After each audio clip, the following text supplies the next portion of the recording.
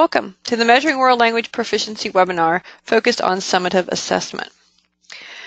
This webinar series looks closely at things like credentialing, formative, and summative assessment as a way to consider how we assess world language proficiency and our work with students.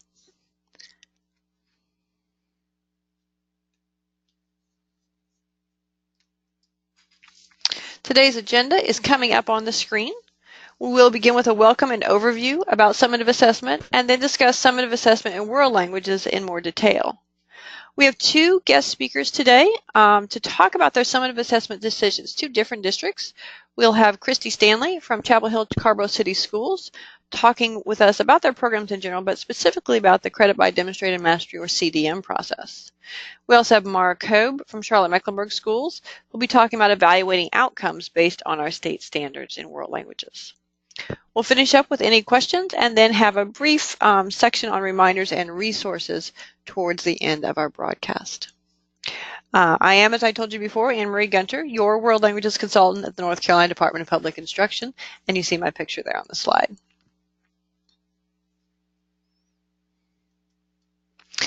So let's talk about summative assessment a bit. The graphic you see here about a comprehensive balanced assessment system is one that you may recognize. We've been using it for several years now in North Carolina to talk about assessment in general. This gives an overview of a comprehensive balanced assessment system, starting with classroom assessments that, of course, are aligned to our state content standards. Classroom assessments consist of formative and summative assessments. And then beyond that, we have interim and benchmark assessments, which are usually summative in nature. And finally, statewide assessments. Now, this is what North Carolina uses. And in world languages, of course, we know that we're going to focus a lot on classroom assessments because we obviously don't have a statewide assessment, and most subjects don't. But there are other things that we use as summative measures that we need to discuss and think about how we use those within our programs. The graphics and links, by the way, that you see on the slides today, including this one, are linked often on the slide themselves and are also have that information in the notes section of the slides. So again, that you can access this when you need to. So let's start out with the basic definition of summative assessment. Summative assessment is simply a measure of achievement to provide evidence of student competence or program effectiveness.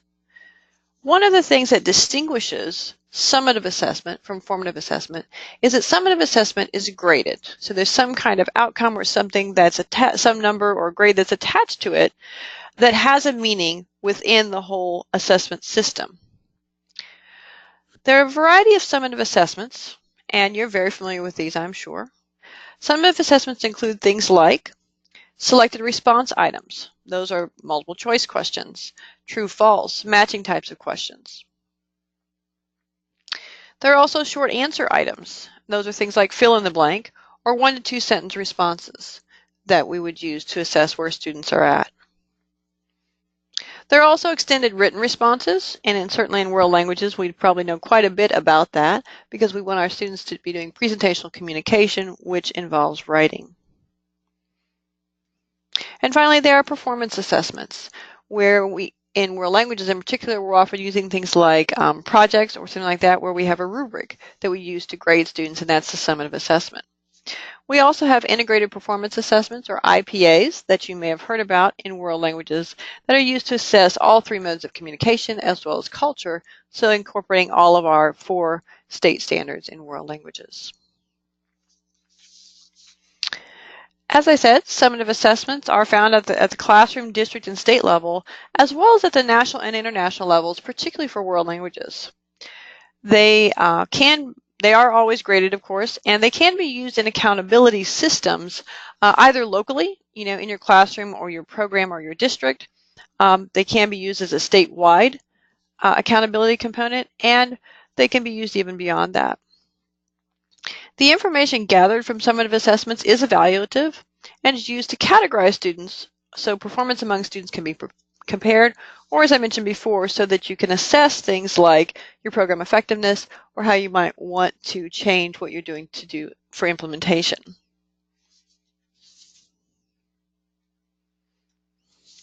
So let's take a look at summative assessment in world languages. This is a simple graph, and it shows the world language assessments that we use most often. Notice, by the way, classroom assessments are sort of front and center there on the right-hand side.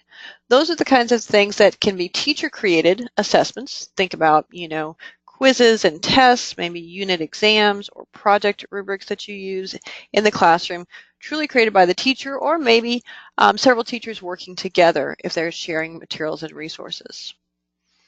There are also district, department, or school-wide assessments that are done for a variety of reasons. And that's one of the things that our guest speaker is going to talk about today, is looking at the summative assessment decisions they've made for world languages, why they've made those, how that works at the district level, the department level, or their school levels. And finally, we have national and international world language assessments that many of us use in relation to our state standards. These are things like, for example, the Advanced Placement World Language Exams, or AP, as well as International Baccalaureate, and some of the other kinds of summative assessments that we might use that our guest speakers are going to discuss today. That brings us to our activity. I'd like for us to work together on this idea of summative assessments and share what we use and what we're most familiar with. And so I've created a Google Doc that has this graphic where I'd like for you to jump out to and go ahead and list out the summative assessments that you use most often. We'll go ahead and go out there. I'll just click on this link, the bit.ly link, and I can also put that in the chat box so you can go out to it directly.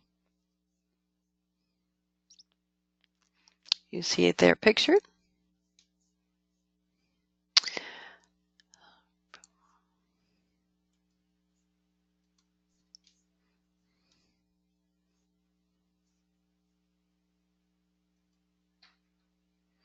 So let's go out there. And I want you to enter the names of the assessments that you use most often. On your control panel, that should be coming up in the chat box, and you can click on it and go out there. So let's take a moment. I see people appearing on there. Great. Please list the assessments you've used in the appropriate categories. So a national international assessment, classroom assessments, district, department, or school-wide assessments. And be specific. Maybe list the language you used with those or how you used them. We'll just pause here for a moment and work together on filling this out. This is a good opportunity for you to get involved and jump in and write down. You can always put those in the question box too, and I can transfer them, but it'd probably be best if you just write them yourself.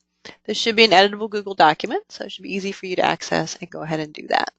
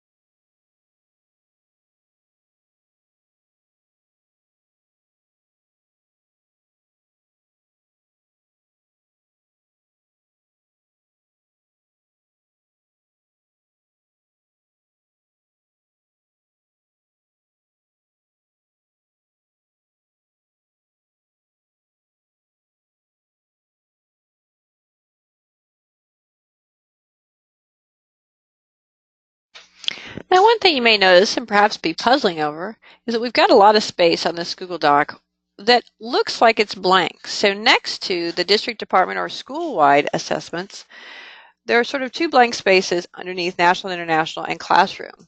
And those are for the crossovers. Just like the arrows indicate on the graphic, sometimes the assessments we use in the classroom are the same kinds of things that the district, department, or school uses to assess programs. And so that's where those items would go, those assessments.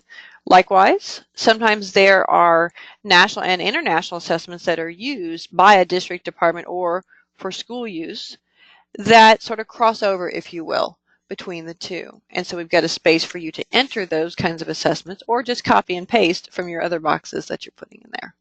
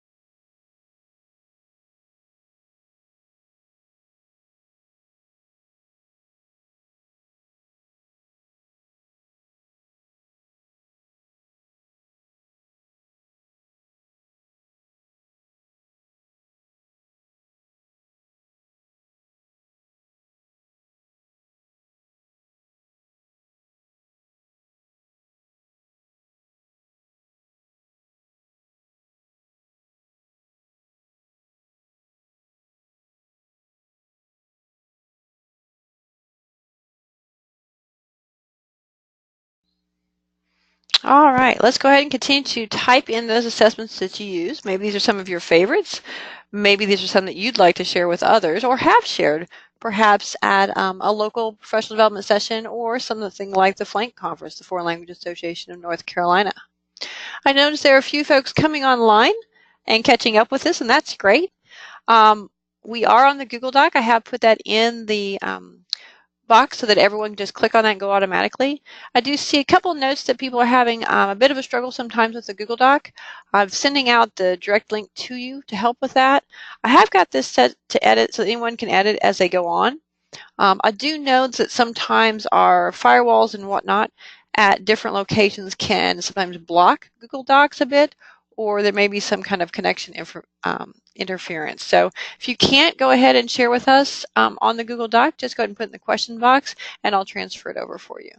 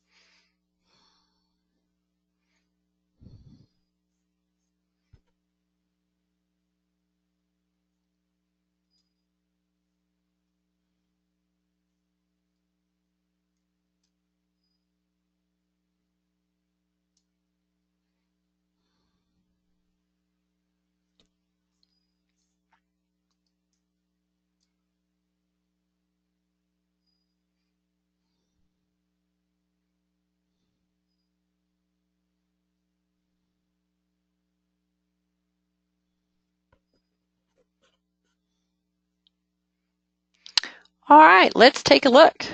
No surprise, the greatest number of summative assessments that we can come up with are, of course, our classroom assessments. As teachers, we assess all the time, particularly summatively because grades have to be turned in and students have to know where they're at in that regard. And so we have a whole list of items here, including some that are online tools. So we've got SR or selected response items like quizzes. We've got Web 2.0 tools. We've got projects, particularly projects that show student performance. We've got dialogues. We've got more selected response items like matching items. We've got a variety of web tools, projects with rubrics, presentations that students do, website resource exercises. That's always good too. Sometimes with our materials like textbooks that we have as part of our curriculum, there'll be website resources that you can take students out to and use automatically. There's also, of course, a lot of teacher-made exams, performances that students do, role plays, presentation of projects, literature and role play of scenes. It's always a good way to get students involved in what they're reading. And then we also have speaking assessments that are done via Flipgrid or Google Voice. So it's important to know that those online tools are at our disposal and can certainly help with things like students who are a little shy about presenting in front of a class, but also make our work a little more streamlined, because if you have a student do a recording of a presentation, then you can use that in a variety of ways in addition to just having them share it with the class. The item with the next most summative assessments listed is national and international assessments. So we do have those advanced placement exams. We've got Spanish, German, and French listed here. Of course, we know that advanced placement world language exams are available in 7 different languages, including the ones you see here. We've also got things like FaceTiming with Spanish-speaking teachers from around the world, Spain, Colombia, Venezuela. We've got language immersion trips, community service trips to a Spanish-speaking country, virtual cultural fests by UNC Navigators, it's always a good resource, and the Pulsera project, as well as guest speakers. So some of those are part of what we would do, obviously, in our curriculum to implement the standards, and it would be interesting to see what all kinds of assessments you have that go with those, because likely you have, again, a lot of classroom summative assessments that go with those. We're going to be looking a little bit more closely at national and international assessments, by the way, because that's something that's become more of an item for us here in North Carolina of late for a variety of reasons. We also have, as you can see, for the district, department, and school-wide assessments, things like cultural projects, the Pulsera projects, social justice projects. And those are things that are good, obviously, to involve other colleagues in, especially building those assessments and sharing them in your curriculum, because sometimes they are a little more involved than just something a teacher can quickly put together, or maybe there's an opportunity there to reach out to colleagues and share ideas and have students even work together across classes or languages as it need be. Thank you for sharing what you do with summative assessment in the classroom. I'm going to go back to our broadcast so that we can move on to our guest speakers here soon. As I said, in North Carolina, we're starting to see some other uses of summative assessment in world languages that perhaps 5 years ago or a little more weren't part of what we did with world language summative assessment, but now certainly are. We have some policies for students as well as some legislation for educators that has brought summative assessments for world languages into very clear focus and higher use than we saw in the past. For students, we know we have the Credit by Demonstrated Mastery, or CDM process, and for the Phase 1 exam, there's an exam for Phase 1, and for courses like world languages, students must take a local exam either developed or selected by the district or school. And a lot of what we're seeing with Phase 1 exams are summative assessments, either final exams, for example, taken from a course that's offered by the school or district already and used with the CDM process, or particularly for less commonly taught languages, and even some of our more commonly taught languages, we're seeing districts and schools choose an exam that's one of those nationally or internationally available exams because they are proficiency-based exams and they can measure that quickly in relation to our state standards. We also recently got our Global Languages Endorsement, which is our state seal of biliteracy. And as part of that, in the World Language option, you can use an external exam to show intermediate low or IL proficiency for that. And so what we have is the NCDPI approved external assessment list to go with the Global Languages Endorsement as part of that. One of the things, though, that's been happening in practice across the state is that some of our districts and schools are starting to use that NCDPI approved external assessment list, not only for the Global Languages Endorsement, but indeed for things like Phase 1 of the CDM process, and even other uses where they want to assess world language learning that's happening in their courses and programs. So that's been happening for students. Also for educators, recently we have the AP, IB, and Cambridge AICE test teacher bonuses that are available. And this means that when a teacher has a student who earns a 3 or higher on an AP exam, a 4 or higher on an IB or International Baccalaureate exam, or a letter grade of E or higher or better on the Cambridge exams, then the teacher becomes eligible for a bonus. The bonus is $50 per qualifying score with a maximum of $3,500 in the school year. And the teacher must be teaching through January 1st of 2019 of this last year to get this bonus for this current year. That's part of session law from 2017, as you see there noted on the screen. And like I said, that is our state legislation. And so if you want more information about that, you can see the teacher bonus frequently asked questions or FAQs for details. That's posted on the NCDPI Financial and Business Services webpage. And some of those details about this legislation for educator and teacher bonuses was covered in our World Language Quarterly Update in late January. And more information about things like our Global Languages endorsement and the use of those approved external assessment exams that you see there was covered in the December 5th broadcast of this series where we talked about measuring world language proficiency with credentialing. So you can always go there and get more information if you need it. But that's just some of the ways that summative assessment world languages are being used in slightly different ways than in the past here in our state. So let's go ahead and hear more about that. I've asked Dr. Christy Stanley to share with us what her district, Chapel Hill Carrboro City Schools, does when it comes to summative assessment in world languages. Christy?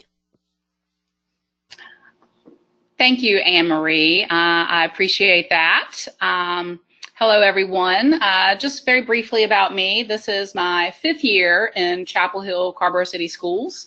And this year, I also acquired world languages as one of my areas for curriculum support. Additionally, I support secondary English language arts, social studies, as well as healthful living. And so to give you a snapshot of our world language programs in Chapel Hill Carrboro, I'll begin with our elementary programming. We have 11 elementary schools in the district, one of which is a Mandarin dual language program, which is housed at Glenwood Elementary. Also, we have 2 Spanish dual language programs at Carrboro Elementary and our Frank Porter Graham School.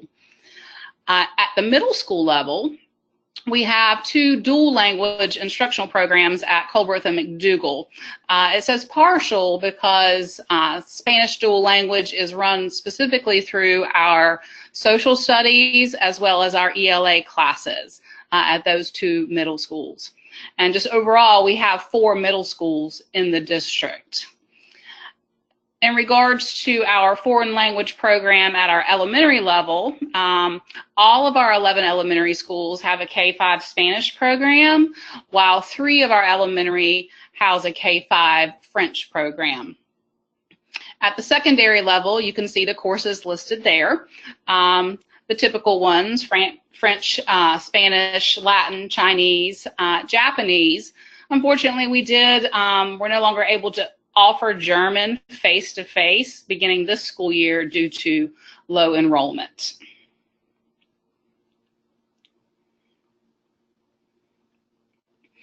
So a big picture connecting back to the summative assessments and what we do. Some of these Anne-Marie mentioned earlier. In our K-8 Mandarin and Spanish dual language programs, we do use the STAMP assessment, and we administer those at the end of grades 5 and 8. When our students matriculate up into the high schools, most of our Spanish dual language students do place into Spanish 4 at the high school level in their 9th grade year.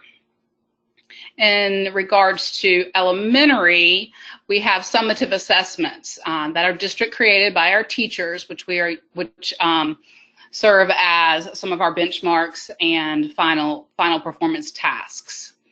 At the secondary level, our high school PLCs create their final assessments. However, I'm very excited. We've been working throughout this school year on a resource adoption process, specifically for French and Spanish. It's been many years since we've had the funding to do so. And so after looking at several, viable resources, we have landed with EMC.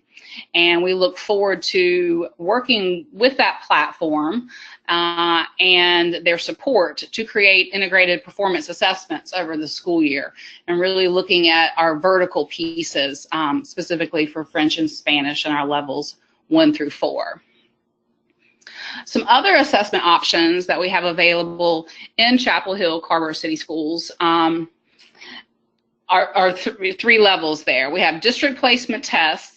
There's also the NCVPS placement process that we utilize, and credit by demonstrated mastery. And as I mentioned at the outset, I am new to the role this year, and so I've had a bit of a learning curve myself. And one of the things that I identified was a need to really articulate and streamline the difference between what does a district placement test entail, how do we utilize the NCVPS placement process, and how are both of those different from the CDM process. So you all have access to a link there where you'll see my attempt to articulate that information for our families and helping them guide their decisions around which process is best for their child, as well as for our counselors. We are a small district with 4 middle schools and 3 traditional high schools. And so when we have turnover in, say, our counseling departments, sometimes information gets lost. So this has really been a way to try and streamline how do we make these decisions for students. And so please feel free to use that information, give me feedback. I would appreciate any of that. Yeah, and just so you know, these resources that Christy has linked for us today will be available as part of the materials that we post with the webinar archive for today. I'll also note there that in the second bullet for the NCVPS placement process, I see that Ellen Hart is one of our attendees today, and I would just like to publicly thank her for the help that she's given myself in helping to articulate what that is and helping me set up that process to better support our counselors and our students in our schools.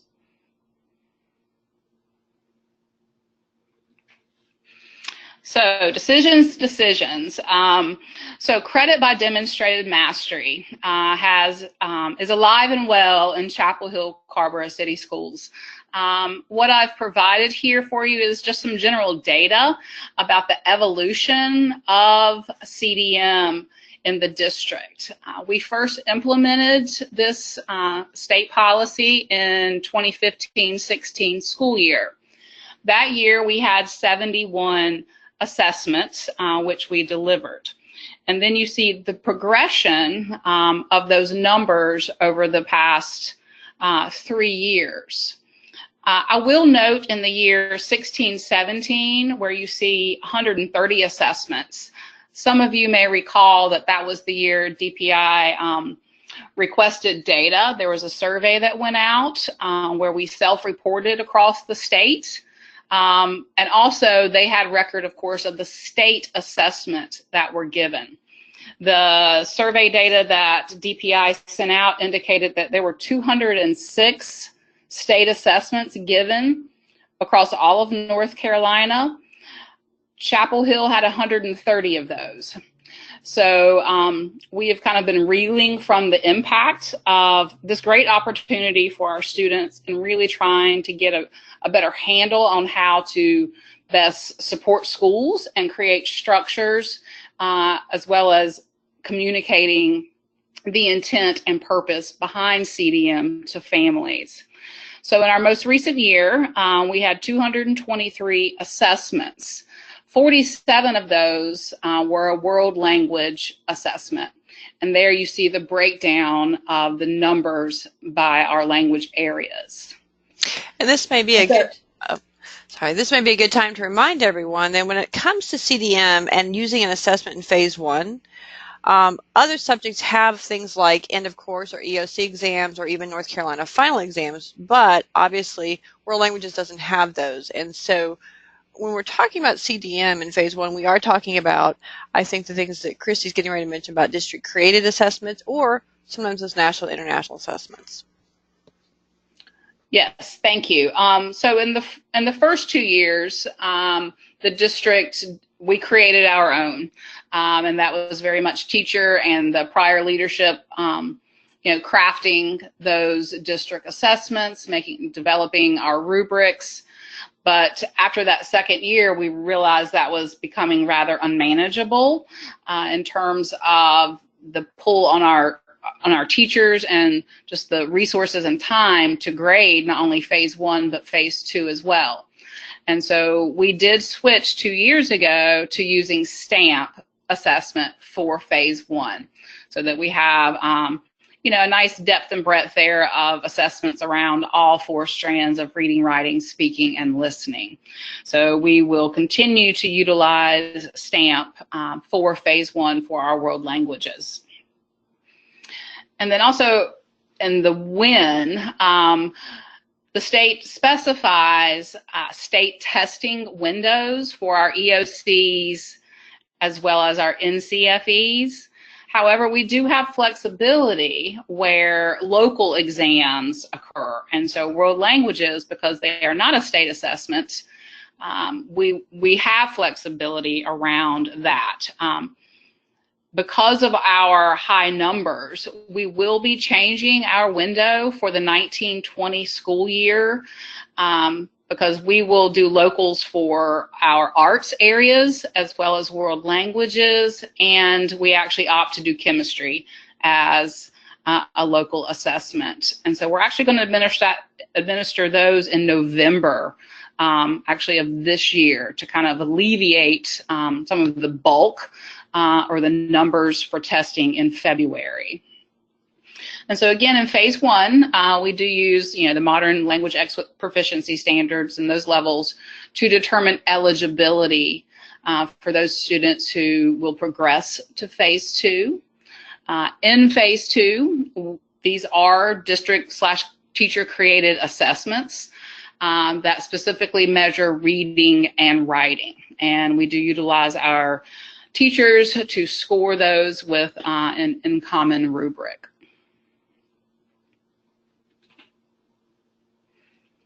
So the outcomes and impact of CDM in our district, just to give you some additional data, we had 48 students who actually signed up for a world language CDM.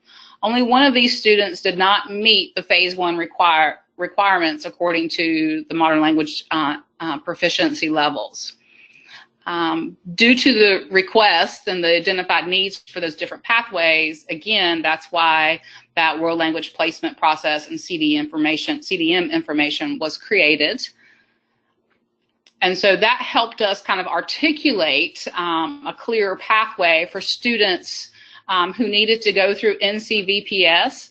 Specifically, this process is for our students who are entering into Chinese or German, because we do not teach those classes face-to-face.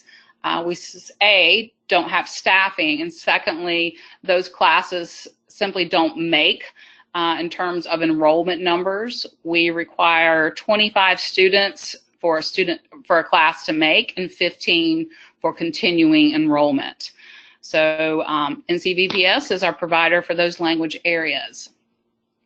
Furthermore, 6 students took a district placement assessment, and only 1 student did not receive a higher level placement after the scoring of the assessment.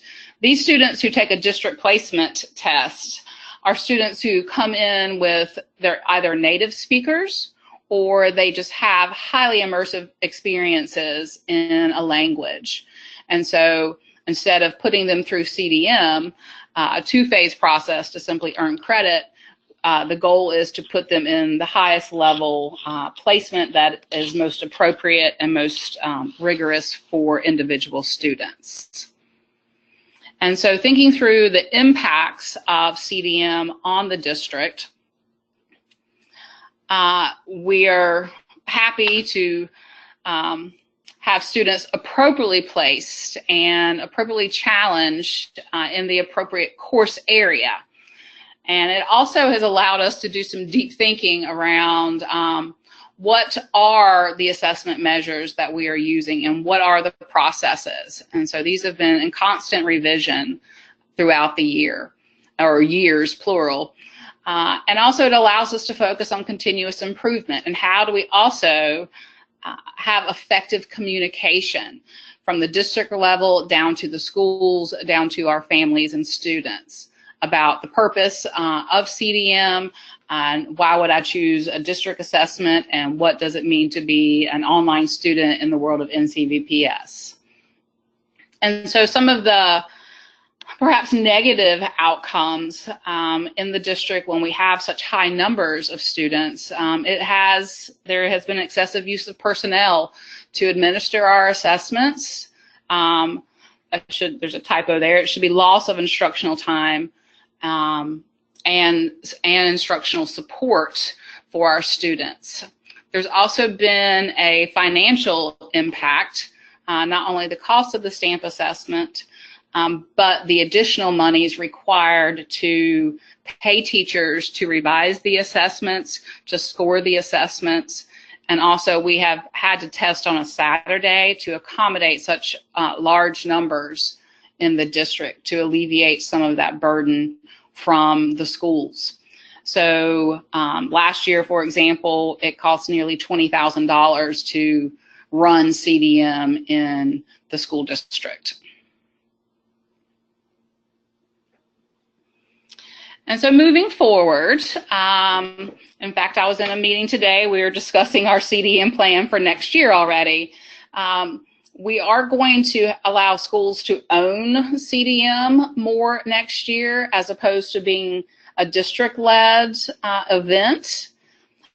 There will still be a Saturday testing session, but the coordination will happen more at the school level. We also are focusing more on updating our website and communication platforms about world language options for students for more transparency. In fact, our entire district website is being updated throughout the course of this school year. And we're also looking forward to aligning our assessments for levels 1 through 4 through our middle school and high school, particularly with our addition of EMC. And so also some of the questions that we're considering as we move forward is how do we best use the new EMC digital platform, building common assessments? Are there pieces within there that we could use to help revamp, perhaps even phase 2 of our CDM, really with a focus on grammar, as I'm sure many of you would recognize that is a continual request from our teachers to strengthen those grammatical skills as our children matriculate up through the levels. And also personalizing the learning for students. How do we really use a digital platform, particularly in perhaps a one-to-one environment, to make sure that students have all options? For example, recently, I've had requests for Persian, Norwegian, as well as American Sign Language. And I think this is a wonderful problem to have. I wouldn't even classify it as a problem because we have children who are self-advocating. They're not only wanting to take this one language, but they are taking multiple languages. And I think that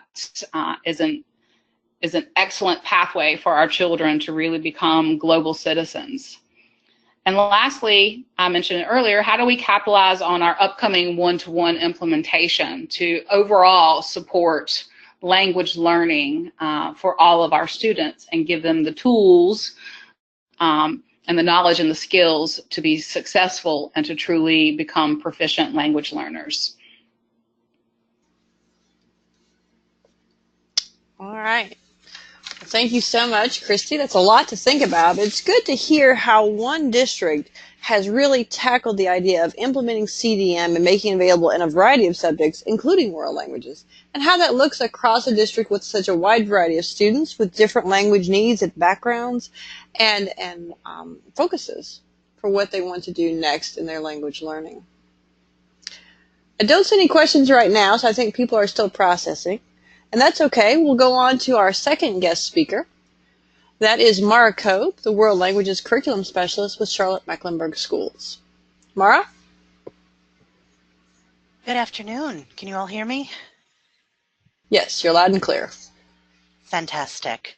So I'm happy to be here to talk about summative assessment and what we're doing here in Charlotte. We're a little bit bigger than Chapel Hill Carborough City Schools. We have 177 schools in the district with 150,000 students, and so part of my focus has to be with how do I manage it at scale. So if we look at our first slide, let's talk about what we do offer. We offer programs in 7 languages and a Spanish for native speakers pathway. We offer immersion in 5 of those languages. The Spanish programs are currently 2-way programs, whereas our Chinese, French, German, and Japanese are all full immersion, and we're looking at expanding that to a second program on the north end of the county in 2021. We do have some flex. It's not true FLES, and in some schools it's kind of FLE.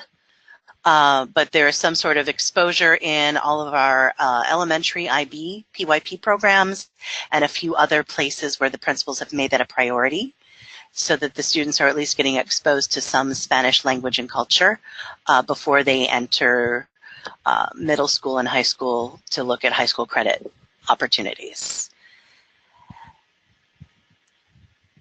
So I wanted to focus on what we do have and what we don't have. So with our flex, because the programs are so varied, we decided that we would have a district-created benchmark as at the end of 2nd grade and at the end of 5th grade. Because not all programs are created equal, they are performance tasks. And in those programs that offer the Spanish flex, we used to also offer Arabic flex.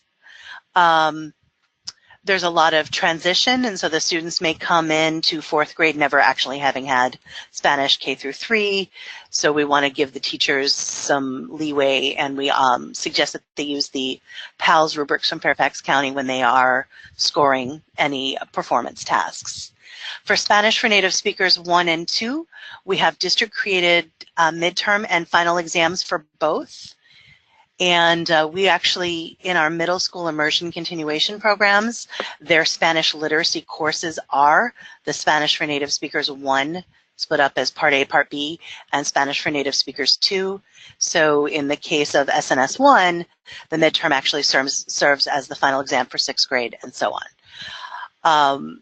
We obviously have AP programs, we have IB programs, we have one school that has a Cambridge program, but they're only taking it to the AS level, not the higher level version.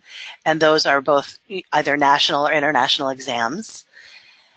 And because IB is a 2-year sequence, we decided that we would not create special exams for Honors 4 leading into AP, because really what they should be doing is looking at AP over those 2 years as a backwards design model. So we decided to put a lot more focus on levels 1 through 3, and we have district created curricula, and we have a series of formative assessments that lead to larger formative assessments, all going back to our unit goals. And at the end of each of those units, we have 4 units per level. There are district created benchmark unit assessments that have interpretive listening, interpretive reading, presentational speaking, and presentational writing, again, scored with the PALS proficiency rubrics. So levels 2 and 3 primarily are offered in the high school, but level 1 is offered in middle schools and high schools. And when you're looking at 80 different buildings, we need some consistency. So as of last May and June, we are using the STAMP 4S assessment as our end of year assessment for French 1, whether that's Part A or Part B or all of level 1 in a middle or high school program. And we're doing it for French, for German, and for Spanish. And that gives us district-wide data. The reason we are doing that, to put it in perspective, we test 13,000 students just in French, German, and Spanish 1 annually. So that is, if we're looking at trying to have an equitable experience for all students and a valid and reliable way of showing that they have met or exceeded the state language proficiency expectations, we needed some assistance with that. For other levels, we have those unit benchmark assessments, and they serve as midterm and final exams depending on the time frame of how those courses are offered. So looking at the next slide, we want to go back 10 years, almost 12 years now, actually even farther than that. Before August 2007, my students at the middle school where I taught were coming out of French and Spanish ready to go into level 2. I was teaching the same curriculum that they were teaching in the high school. We were using the same resources. We were giving rigorous assessments, and my students were not getting any high school credit because there was no policy to give middle school students high school credit for world language or mathematics at that time. So what would happen in some schools, students would get dropped into Part B who had never had Part A. Or you can imagine all the different creative things that might happen. And then often because they didn't have high school credit coming with them, they decided, well, you know what, I'm just going to go ahead and repeat level 1 for credit when I get to 9th grade because I don't have anything on my transcript to show that I did all this work. So you can imagine, I know that this was happening for math students sometimes as well. So something happened in August 2007. There were changes in the state board education policy, and math and world language students were able to get high school credit if they were taking high school courses in grades 6 through 8 based on their courses meeting seat time. They had to be aligned with the standard course of study. They had to be graded with a high school grading formula, which really meant that they had to have a comprehensive final exam that counted for 25% of their final course grade. Well, that shook up a few things here locally, and so that led us to a couple next steps. We had to come up with a way to have some sort of consistency. So on the next slide, it was decided by our executive staff that we needed to ensure that students were successfully completing Part A and successfully completing Part B, and they needed some sort of common final exams in the middle school to show that they were ready to go on to level 2. Well, the majority of our students, of course, were in French and Spanish, a few small programs in other languages at the middle school, and so the district decided we needed to control it for the middle school. So starting with June 2007, we offered listening and reading comprehension, multiple choice, bubble sheets, all that fun stuff. We had to pre-record audio CDs. We had to print paper booklets. And for several years, it was just middle schools doing it. And then eventually we started to fold the high schools in because if they're all doing level 1, they should all be assessed the same way. You can imagine how time intensive it was to create, print, make the CDs, distribute the CDs, and so on. So the next phase happened in 2011. We had New World Language Essential Standards. Our district decided to roll them out a year before it was required. And so with new standards, with proficiency expectations, we decided that we needed to go beyond interpretive listening and interpretive reading. And at that point, we were assessing about 12,000 students just in French and Spanish, grades 6 through 12. So again, interpretive listening and interpretive reading still had to be multiple choice. We still had to have pre-recorded audio CDs. We still had to have paper booklets until we started to play with SchoolNet a little bit more. It wasn't pretty. We cobbled a whole lot of things together. But the new piece that we added was that we decided they all had to complete a presentational speaking prompt and a presentational writing prompt, and that they would be scored with the PALS rubrics from Fairfax County. The challenge is with 12,000 students, I'm a department of one. I can't score all of those myself, so we had to depend on the teachers to score their own students and hope that everything was ethical and valid and reliable all the way through all of those schools, 80 plus schools, almost 200 Spanish and French teachers. So we decided we needed to do things a little bit differently last year. On the next slide, I had a sudden windfall, one of those magic fairy moments in March of 2018, where somebody said, go get your stamp tests and make it so. So we wanted to also see how we were doing, not just in French and Spanish, but across all of our modern languages, except for Arabic, we didn't have enough to play with. We'd already been using STAMP for dual language immersion data since 2016, assessing 5th grade and 8th grade, just like Chapel Hill Carbo City Schools. We had used a different test with our immersion programs prior to that and felt that we were much more, we felt that the STAMP test gave us better data. So since we already had experience using it, we implemented it last spring and have wonderful programmatic data. The reason we chose it is that it's a completely online assessment, and as it was mentioned before, it assesses a student's proficiency level, not their mastery, not their recall, not their grammar competency, but where are they in proficiency compared to the ACTFL scale with listening, reading, speaking, and writing. The listening and reading are adaptive. They use authentic resources, and the students just have to be able to pull out the correct information and so on. Once those adaptive portions have been finished, STAMP will then give them appropriately leveled speaking and writing prompts, and instead of just one prompt of speaking and just one prompt for writing, they actually get 3 prompts each.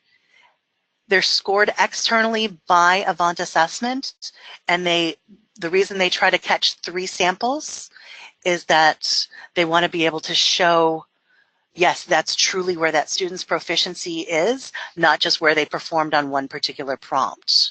What's even more fantastic is that when you go into the platform to see the students' results, you can actually listen to their speaking responses. You can actually see how they typed their answers for their writing prompts. And it's saved, the teachers can review it, it's wonderful. There's no paper, there's no CDs to distribute. We're not using Google Voice and, goodness, cassette tapes to send the speaking responses in for quality checks. So this year we're going to test approximately 13,000 students for French 1, German 1, and Spanish 1, including parts A and B. We're gearing up for the May-June testing windows as we speak. If we look ahead to the next slide, this is where we are with our outcomes and impact.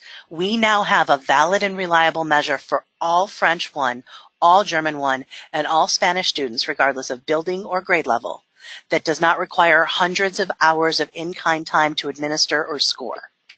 Teachers now have more time to focus on providing the relevant learning experiences and meaningful feedback to the students instead of, oops, sorry, I have to go grade 200 speaking prompts and 200 writing responses. We have a clear picture of our district data. It showed us that we need to do a whole lot more listening and viewing with authentic resources and increase the target language use for our students and for our teachers. And we took time this summer after we got our first round of data to revise our unit benchmark assessments for levels 1, 2, 3, native speakers, and so on, to increase the level of rigor, especially for the interpretive listening pieces. We were spoon feeding it and pitching it way too low prior to what we revised. So where are we looking ahead? We've also been using the Stamp 4S for our CDM process. We do it a little bit differently. We decided locally that for phase 1, we just do the listening and speaking. And if the student is successful on the listening and speaking at the proficiency level we expect, then phase 2 for us happens to be the reading and writing instead of creating an additional assessment. We will continue using the Stamp 4S for our level 1 EOI for our 3 most commonly taught languages, as well as our dual language immersion program data and for CDM. And we are hopeful that with the increased rigor with the authentic listening and viewing sources and increased use of the target language for students and teachers in all levels, as that's our goal and we'll continue to do that, we're hoping that all of those things will lead to more student success and feeling successful, and so that they'll want to stick with taking world languages, which will lead to higher enrollment in more advanced honors and AP and IB and Cambridge courses, and even better scores on those national and international assessments.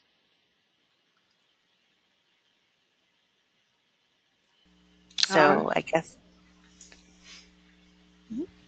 All right. Well, thank you very much, Mara, for sharing your district's perspective and about your summative assessment decisions for world languages. As you can see from both of these presentations, these districts have embraced what it means to be a local controlled state like North Carolina is, but they very carefully looked at what was needed in their world language programs and by their students and tried to use various resources.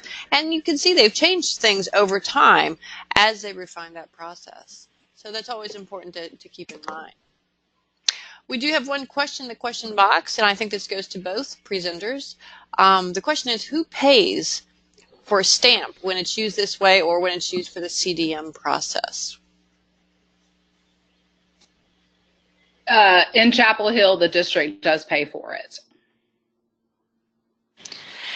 And in Charlotte, we get the district pays for it, but they come out of 3 different funding sources. So CDM is paid for out of the advanced studies budget. The dual language immersion assessments are paid for out of the magnet office budget. And then the ones for level 1, I had to do a whole lot of convincing with our new chief academic officer, but he is supporting it for the coming year as well. Yeah, and again, we are a local controlled state, so things like how exams are paid for through CDM or for any other purpose really are local decisions, and we hear a wide variety of answers, as you just heard here, from our districts about those questions. All right, I'm looking. I don't see any further questions. As I said, this will all be posted later, including the resources that our 2 guest speakers have shared with us about their own local policies and how they break that down. We'll post those for you to access as you need to. I see our time. I certainly understand if you have to go, but we just have a few things to wrap up here. In our reminders and resources section, quick reminder on our whole world language webinar series. You see the ones that we've already finished for this year are grayed out, and we have just a few webinars to go, 3 in fact. The next one is April 24th. That's our DPI World Language Quarterly Update webinar. It's the last one for the year, for the 4th quarter. And then we have another one in this series on May 1st about measuring world language proficiency for formative assessment. And finally, on May 15th, we'll have our K-12 program showcase looking at modern languages. So that rounds out our world language webinar series for this year. Some things that are posted. We always post our materials on the webinar series information page of the website. You see it linked here and also in the notes. We did have, as I said, a World Language Quarterly Update webinar on January 30th, and that had additional information about our North Carolina Advanced Placement Programs and Partnership work. On February 20th, we talked about the K-12 program showcase on dual and heritage language programs with 2 guest speakers, and that information is also posted there. So if you want to know more about heritage language programs like Spanish for native speakers or about dual language immersion programs, that information was shared then. We also have some professional development coming up that you may be interested in. FLANC, our state organization, the Foreign Language Association of North Carolina, has a series of ShareFests in May. ShareFests are sort of unconference sessions, very informal, half a day or 3 hours long. They are on Saturdays, as you can see, and they are done by region or by topic. So we have on Saturday, May 4th, the Eastern Region ShareFest in Cary. On Saturday, May 11th, the Southern Region ShareFest and the Western Region ShareFest in St. Paul's or Hendersonville, depending on which is closer to you. And on Saturday, May 18th, there's a Dual Language Immersion or DLI ShareFest in Charlotte that morning, and then also a morning session in the Northern Region in Winston-Salem. So additional details are available about that on the FLANC ShareFest webpage that you see posted there.